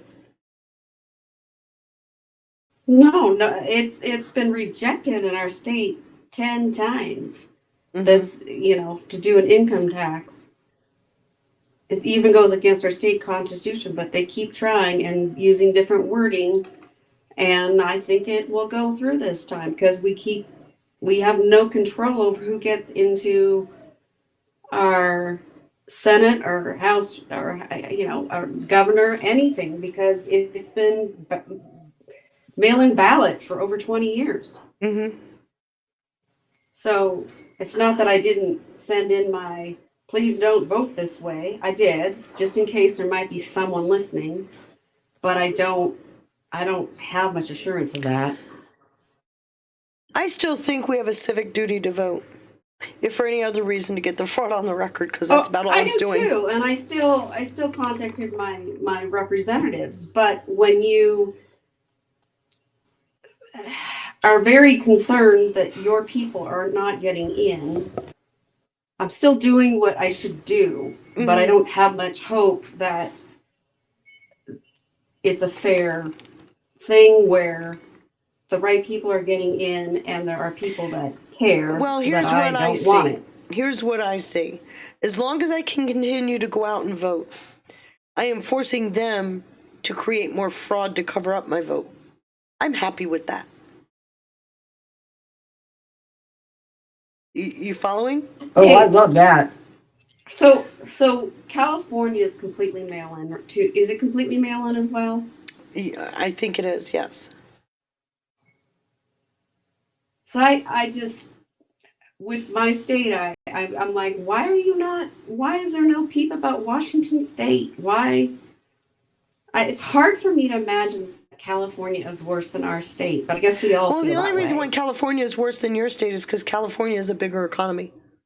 They're the fifth largest economy in the world. So that's true. You're dealing with a bigger economy, therefore a bigger slice of the American taxpayer dollar. And they get so much welfare from the feds, it isn't funny. So it's rightful that California gets a spotlight. It doesn't mean there isn't fraud in the other states. Lots of it. Yeah. Fair. So, like I said, for those of you that are feeling disenfranchised, remember, every one of your votes requires them to create 2 fraudulent votes to wash you out. So, keep going, keep voting. And I think of that every time I go to pull the lever, right? I think of it every single time because I know there has to be a day of reckoning where you can't cover the fraud up very well. I hope I'm going to borrow so, that. but Sorry. for absentee ballots, I'm not even sure my ballot makes it. Well, I guess it does because they don't necessarily know it was. I guess it's a mix of Republican and Democrat ballots, so I guess maybe they do make it all to the election warehouse. But okay. So Angela's going to steal my thought. Yeah, sorry, I didn't mean to interrupt. Whoever I stepped on, but my connection's so wonky. I'm going to hang up in a second here. This is such a great show. I hate to miss these things. I always learn so much, even though I think I know I can follow what the heck you're talking about. But that's a great line, Feisty, that I might borrow because we have people, we're voting all the time here, particularly in the state I live in, and it's hard to keep your enthusiasm up. Yeah. Well, it's it hard, should, but that's a great line. Knowing we've got a great team that is uncovering all these different types of fraud, and there's so many of them, I think you should be singing it from the mountaintop, because that is the one shot in the arm that people who want the truth can have to recognize they're a part of the solution, right? Like I said, for every one of your votes, they need 2 fraudulent ones. And the more that they have to produce fraudulent votes, the easier the fraud is to spot, because they start to outlive, or they outplay that number, because you get more ballots than you do registered voters. So too big to steal is a real thing.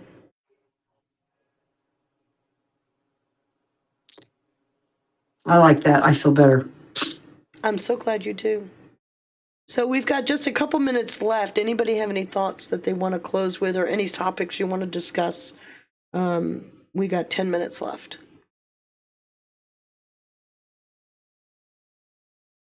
Anybody? Come on, jump in. I was just thinking, why did they target Epstein? Why him? Why not Lex Because Wexner? I Why think not Weinstein? Harvey Weinstein is just as much. I don't know how much of that is real either. We'll have to wait and see. Weinstein targeted Hollywood, and that forced Hollywood to stay on the plantation. I think the reason why Epstein became the topic is because of what Clinton was doing with Louis Freeh. I think the investigations that they were undergoing centered around Epstein. Remember, Epstein started traveling with Clinton right after Clinton left office in 2002 and 3. The Epstein case began in 2005, so I think they're connected. Does that make sense to you, Leslie?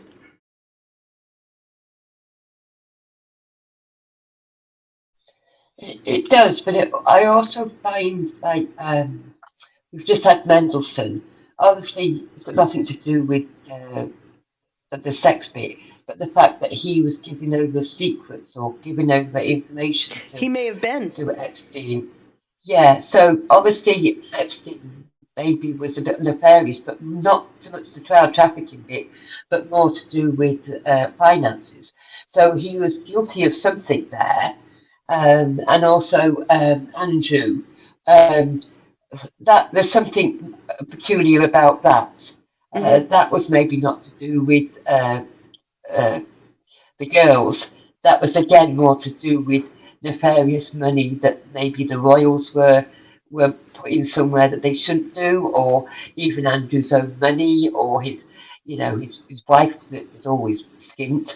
but there was obviously something about Epstein that had targeted him.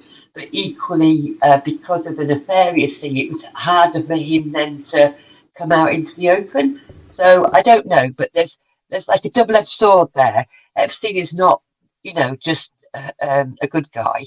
He was obviously into naughtiness. Well, it could very well be to go after Mendelsohn because of what he did. Didn't he start the Labor Party? Or what they called the New He Labor didn't Party? start it. It was a new Labour. Right. With what's his name? Oh, forgot his name. Yeah, he was nefarious. He wasn't a good guy. But it also, Yeah, doesn't it, by definition, by extension, implicate Tony Blair and Gordon Brown? yeah, that's what I'm saying. Yeah, yes. So like I say, and there's like lots of others now. I only have to mention his But name, the or reason they've why I'm got saying some that, listen, association. it seems to me then one of the things to watch out for is the political hit, right? Are you following what I'm Exactly. saying? It's a political hit. Maybe there's what's written in the Epstein files has more of a story, but it seems to me that it could be being used to take down the Labor Party, the new Labor Party. Well, yeah, and the rest of them, yeah, and the rest. So that's what I'm saying. The Epstein thing is not just so cut and dry, is it? There's just something. Why did they target Epstein? And was it Like I said, I think invited as such? I think the Epstein story, you got to understanding what was going on. Bill Clinton in the 90s, before he left office, was attributed with all this. In fact, I played a role in perpetuating those narratives about his improprieties. It is clear to me when you start to research when Epstein started traveling with Clinton was before the 2005 case spun up in the Miami Police Department. He was traveling all around the world with Epstein and Clinton's complete security entourage. That started in 2002 and 3. And then in 2005, the case is reported to the Palm Beach police. 2006, it goes to the FBI. 2007, 8, you got the trial and the sweetheart deal. So there's obviously the hit was against Epstein. And by extension, anybody that would play in the Epstein sphere. And so you use it politically, you also use it to extort. And that's my opinion. I realize that's my opinion, but I've had that opinion for a while. This isn't a new one for me.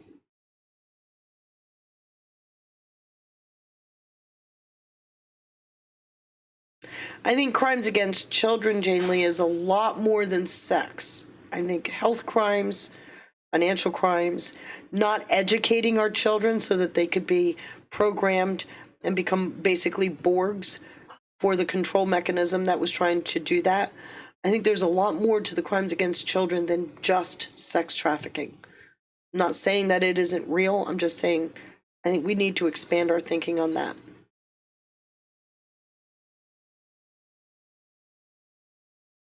Anybody else have any comments? I just want to say thanks for keeping us grounded. Well, I appreciate hearing that I am.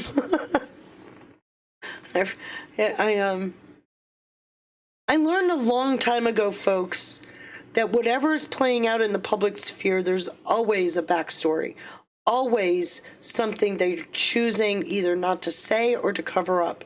And the cornerstone of all of my research has always been, what else is there? What else is going on? How did we get here? What is the rest of that story? And so I started building timelines from the beginning. And if they're proven accurate, great. If they're not, I am not immune to saying I was wrong. I had that wrong. What's really cool, though, is a lot of my early research is proving to be very relevant today.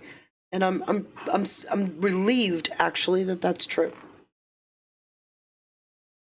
So again, thank you, Karen. Anybody else? We're at 5:55, almost time for the outro music. I'm going to say I'm disappointed in my chat for not speaking up very often. That's the purpose of this show format is. But my wish is that people open their minds up, and look at the story and don't just look at it from one angle. Try to open your mind up and look at the complete story, because it's just, it's not, we're not being honest with ourselves. So I hope for that. That's worse than being lied to, actually. Don't you think?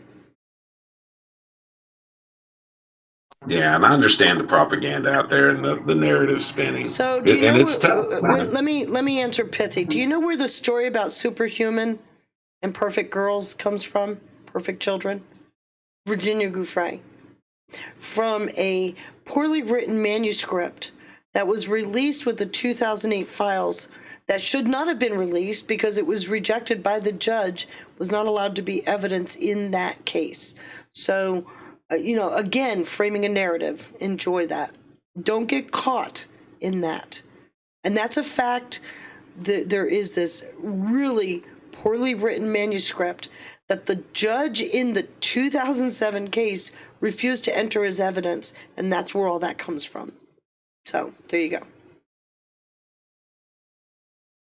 And I think we can confidently agree that Virginia Giuffre wasn't a credible witness.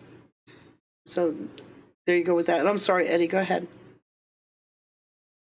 Well, like right now, the spin now is the Democrats are saying no Republican showed up for the deposition of Les Wexner. Now, during the deposition, apparently he denied everything, and there is no really evidence there. Pam Bondi and everybody has said that there is no evidence. There's no evidence. But they don't care about the victims because they wouldn't show up. You see, so that's the narrative, and that's what's going to be fun. And then all these influencers are going to take that narrative and they're going to run with it. Right. And that's what they're going to do. So I think it's almost time to just delete, block people on social media. I don't want to hear your stupid shit anymore because you're a liar. And I know what you're doing, right? That's where we're at. I think so too, and I think what this ends up doing, it's a broad net for those that go down, those that have been playing with this fraud all along, as well as the media who perpetuated it. I think there's a lot of guilt to go around, and for a lot of people who are on the peripheral watching, like what I just explained to Pithy, there's narratives out there that never had any basis in fact that continue to perpetuate. And I don't fault the people spreading the narrative. I fault the people that perpetuate the narrative. Do you understand what I'm saying? Yeah, you know that saying that Trump was right about everything? Right, he was. That's a pretty damn good saying, man. It's just one hoax after the next hoax, and it just keeps going and going and going. Right. So with that, it is time to close out for today. I do appreciate, I hope you guys still enjoy this format. This is our Wednesday format to bring in a live chat. If you're in the Rumble chat, please consider joining the Telegram chat and joining in on the conversation. It's very easy to join. You can do that by following this link. Hold on, grabbing it. Following this link. When you join, you're going to get hit with a CAPTCHA. Do that, or Rose, our bot, will assume you're a bot and delete you from the chat. So when you join, you click on that link, you join, and then there's a CAPTCHA it'll have you do to prove you're human. Please do that. Please join us. We open every night at 8 o'clock. We have prayer.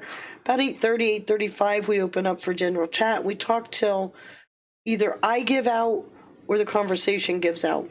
Or a mixture of both even.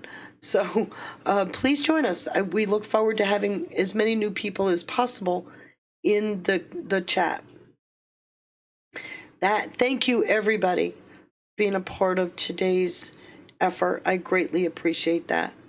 With that, I'm signing out. Thank you, Feisty. You're most welcome. Bye.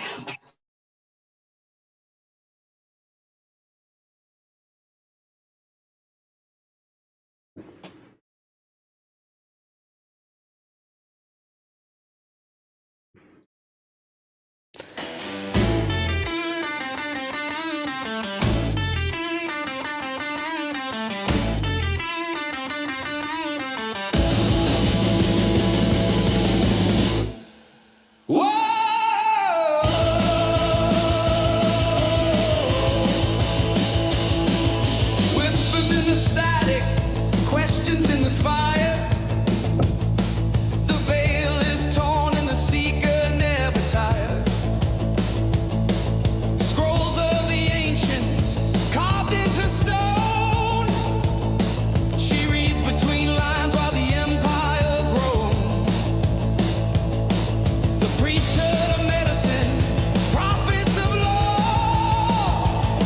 She claws through the curtain, exposing the flaw. No map, no guide, just shadow she tracks. Every thread pulled is a world turned back. The faithful will know, though the words may be few. To the blind, every truth is a riddle untrue.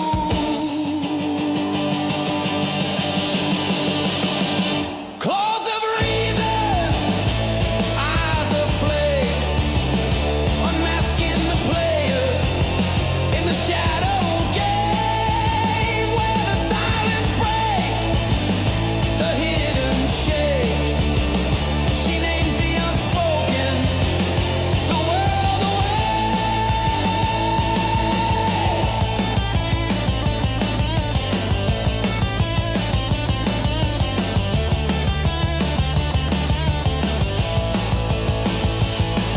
Historian's eye on the ruins of men, cycles repeating again and again. Digital soldier, a phantom, a spark, a voice through the wires ignites the dark. Voice of iron, breath of dust, piercing the empire built on rust. Keeper of the flame, she stakes her claim, illuminates the nameless, calls them by name. Through Babylon's towers, through Rome's broken gates, she carries the question that history hates. No creed, no tyrant, no mask will remain. When the feisty one whispers your true name.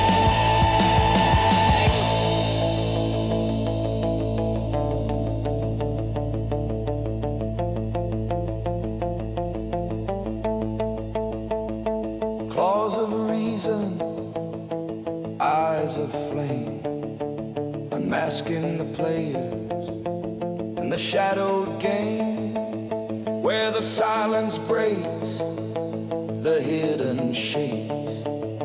She names the unspoken,